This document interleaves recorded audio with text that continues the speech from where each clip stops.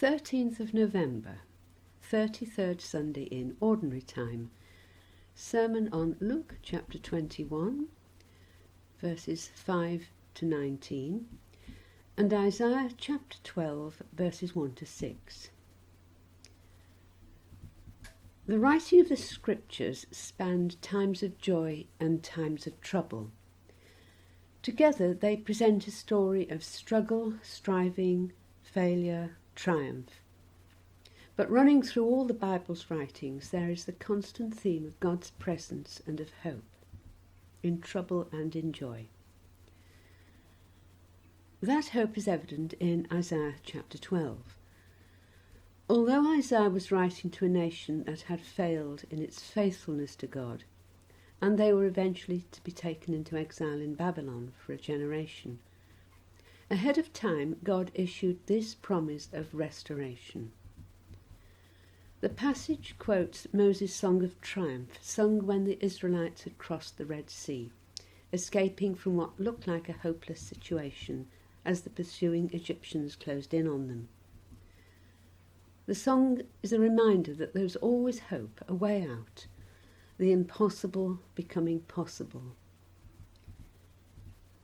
In our reading from Luke's Gospel today, we find Jesus speaking of the ultimate way out of an impossible situation. It's the well-known passage about the end of the age, the end of the world, the return of Christ. In past years, I've been cautious about preaching on this. Having been a Jehovah's Witness, I remember how we talked about virtually nothing else, expecting Armageddon every minute, banging on about the way in which the new system that God would usher in would come after the Great Tribulation. But history has progressed for centuries, millennia even, without apparent divine intervention. So I've held back from suggesting that the end is approaching, that Christ is about to return in power and glory.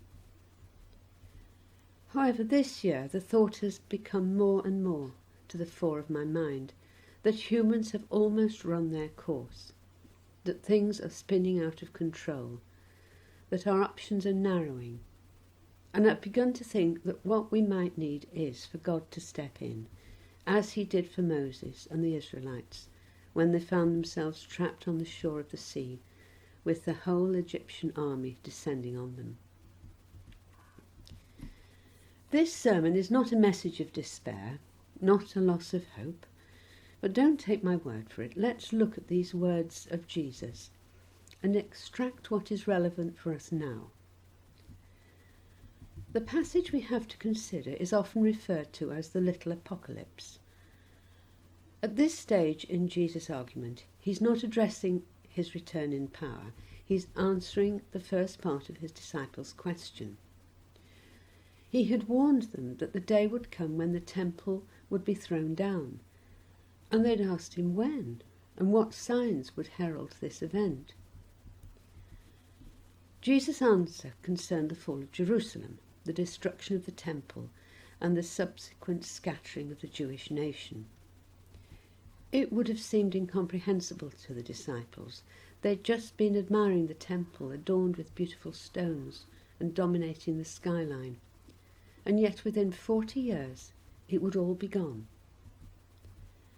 Jesus warned of calamitous events coming, false teaching and persecution, wars, earthquakes, famines and diseases, what he called fearful events and great signs from heaven. Jesus was preparing his followers for what was to come, telling them to be prepared, promising that God would strengthen them. And in the verses which complete this passage, he warns them to flee from Jerusalem when the time comes. We must wait until Advent Sunday to hear the remainder of Jesus' answer that concerns his return. That'll be from Matthew's Gospel this year. But it's important to remember that the words in today's passage refer in a way to a trial run, a local example of what will eventually happen worldwide when Jesus returns, in order to end human rulership and to fully establish the kingdom of heaven. What had seemed impossible to Jesus' disciples did indeed happen. Those who heeded his words were prepared when they saw events unfolding as Jesus had predicted, and they escaped from the city. It might seem impossible to us now that all the systems of rulership and government, the structures of our society, all the wealth, the magnificent buildings that characterize our capital cities, could one day end. It sounds like a disaster. But it is to bring to an end, finally, all the futility of human government, the feeble attempts at controlling climate change, the huge financial systems and international markets that seem to cause poverty and hardship for so many, and wealth for just a few. It is to give us a king whom we can venerate and worship, and who will never fail us. I should be foolish indeed if I claimed that the time is now. But it is a possibility. We must be prepared not to flee, as did the first century Christians in Jerusalem. We have nowhere to flee to. But to spend our time well, deepening our faith, welcoming others into our churches, giving hope where there's despair. Nor is belief in the end of all things an excuse to neglect our responsibilities. Some Christians have suggested that we don't need to care for our planet because God will renew everything. He will indeed, but appreciation of all that God has created and our responsibility to those peoples who are already suffering the extremes of climate change mandates our willingness to protect our environment and to prevent further global warming as far as we're able. We must also continue to minister to the poor, to show concern for the underprivileged and the persecuted. We cannot put life on hold while we wait. Throughout history, there have been key moments when God has intervened. He sent the flood when evil had spread disastrously. He brought the nation of Israel out of slavery in Egypt. He sent the whole nation into exile in Babylon in order to restore them to true worship and faithfulness, so that they could be the nation into which the Messiah would be born. He ultimately allowed the Romans to come against Israel when as a nation they rejected his Messiah. And thus he sent the Christian faith across the entire world, taking the focus of worship away from Jerusalem. God's interventions often look like disasters until we see the result.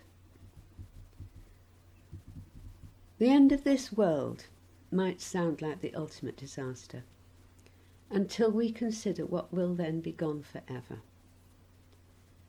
God will not allow humans to destroy what he has made, through war or through climate change and the ruination of this planet. He will not allow the huge inequality between rich and poor to continue forever. He will not allow disease, poverty, violence and death to dominate our lives. He will bring in his kingdom. Amen.